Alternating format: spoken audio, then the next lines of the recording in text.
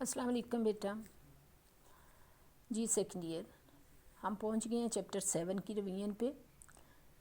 Topic हमारा चल रहा है कौमी आमदनी। पाकिस्तान की कौमी आमदनी पे पहुंच गए। पहले सिंपल पढ़ा कौमी आमदनी क्या होती है, फिर पाकिस्तान की मईशत का तारुफ़ किया कि किस किस्म की है, जो कि आपने देखा कि वो ज़रई मईशत है, लेकिन उसमें बहुत से और शोबे भी हैं। ये सारे ये आपने जिसमें से मैंने आपको कुछ क्वेश्चंस दिए उसके बारे में मैसेज भी कर दिया कि आपने कैसा किया है उसको। ठीक है, अब चैप्टर है 7 जिसमें स्पेशली सारा पाकिस्तान की कौमी आमदनी का ज़िक्र होगा। कौमी आमदनी के बुनियादी तसव्वुरात में दो थे जो कि आपने उसकी पैमाइश में भी पढ़े, कौमी आमदनी और फ़ीकस आमदनी। तो जब भी किसी मईशत का तारुफ़ करेंगे, किसी मईशत के बारे में पढ़ेंगे तो उसकी कौमी आमदनी और फ़ीकस आमदनी को देखेंगे। सवाल फ़ीकस आमदनी या कौमी आमदनी का नहीं है, असल मसला मुल्क की अवाम के मेयार ज़िंदगी का है। सो जब आप कौमी आमदनी की पैमाइश पढ़ते हैं तो आपने पीछे भी देखा होगा कि फिर पैमाइश में लाइफ इंडेक्स भी आ जाता है। ठीक है, लाइफ इंडेक्स पीछे आपने पढ़ा है। ठीक है, शुरू में पहले वाले चैप्टर में, जो कि ये बताता है कि कौमी आमदनी और फ़ीकस आमदनी पढ़ने का मकसद क्या है। तो ये आपका चैप्टर स्टार्ट हो गया। कौमी आमदनी पाकिस्तान की, उसकी पूरी मईशत लिखेंगे। कब पाकिस्तान बना, जब बना तो उसकी हालत क्या थी, उसके अहम शोबे जो थे ज़राअत, सनत, तिजारत, बैंकारी, उसका ज़री शोबा, एक्सचेंज, उसकी एक्सचेंज जो था ज़री शोबा, फिर उसका बुनियादी तख्ती ढांचा, ये किस किस्म के जो हैं वो हालात थे और किस तरह से तकसीम हुई, किस तरह से पाकिस्तान के हिस्से में उसके अपने असासे आए या नहीं आए, ये तमाम तारुफ आपका यहाँ पर है।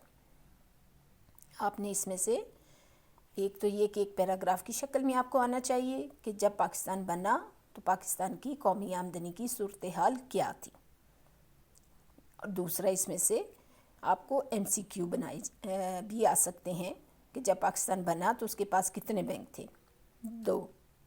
जब तकसीम हुआ तो कितने कारखाने थे टोटल, पाकिस्तान के हिस्से में कितने आए, जब तकसीम हुआ तो पाकिस्तान के पास कितना सरमाया आना चाहिए था और कितना आया, बनते ही पाकिस्तान उसको किस किस्म के हालात का सामना हुआ, सबसे ज़्यादा ज़रूरी क्या बात समझी गई, एक तो ज़री शोबे को इस्टेब्लिश किया गया जो आपने पढ़ा हुआ है कि मरकज़ी बैंक बनाया गया, फिर फौरी जो काम किया गया वो इक़्तिसादी मनसूबाबंदी का आगाज़ करके फौरी तौर पर मनसूबाबंदी पे, माशी तरक्की पे ध्यान दिया गया।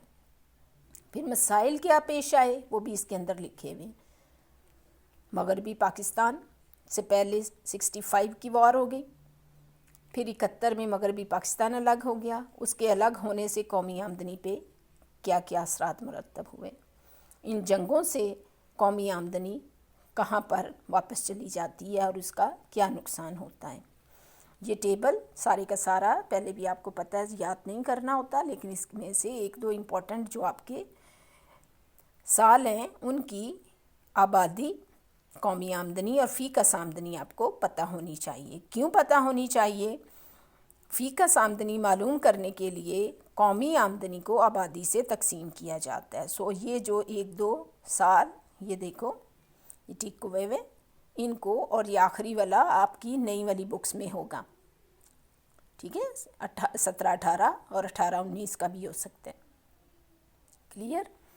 फिर इसमें जो शोबे पीछे पढ़े आपने, ज़राअत, सनत, तिजारत, ज़रई शोबा, खिदमात का शोबा, उन तमाम की शोबावार कौमी आमदनी जो है वो बयान हुई, या कौमी आमदनी में उनका क्या हिस्सा है। ये देखो, खाम मुल्की पैदावार में मुख्तलिफ शोबों का हिस्सा। ये आपके पास ये आउटपुट है, अशिया और ये खिदमात, दो मेन कैटेगरीज। अशिया में ज़राअत, सनत, तामीरात, बिजली और गैस, और खिदमात में सबसे ज़्यादा इम्पोर्टेंट तजारत, कम्युनिकेशन, ज़री शोबा, फाइनेंस, हाउसिंग का, सरकारी इंतज़ामिया, दफ़ा और घरेलू खिदमात। इन सब ने कुछ न कुछ काम करके कौमी आमदनी में हिस्सा डाला हुआ है। कौमी आमदनी कम आती है, एस्टिमेट्स कम है, ओवरऑल कम है। कम तो है ही, वो हम बाद में देख लेंगे क्यों कम है, उसके एस्टिमेट्स क्यों कम आते हैं, क्यों गलत पैमाइश हो जाती है। ये उसकी वही सारी वजूहात हैं जो चैप्टर 1 में एक दफ़ा रिवाइज़ कर आए हो। ठीक है, कुछ भी नया नहीं है इसमें। फिर आ गया जी फ़ीकस आमदनी। कौमी आमदनी को पढ़ने का असल मकसद इंसान की तरक्की है, इंडेक्स है मयार ज़िंदगी का, जिसके लिए फ़ीकस आमदनी का देखना बहुत ज़रूरी है। ठीक है, कंपैरिजन है पाकिस्तान का बाकी मुल्कों के साथ। नज़र आ गया हमें, ये यहाँ पड़ा हुआ है पाकिस्तान का हिस्सा, बहुत नीचे आ रहा है। इससे नीचे कम इंसानी तरक्की वाले मुल्क हैं, गैर तरक्की याफ्ता, गरीब ममालिक। तो क्यों फ़ीकस आमदनी कम है, ये तमाम असबाब पॉइंट वाइज आपने पढ़ने हैं, समझने हैं।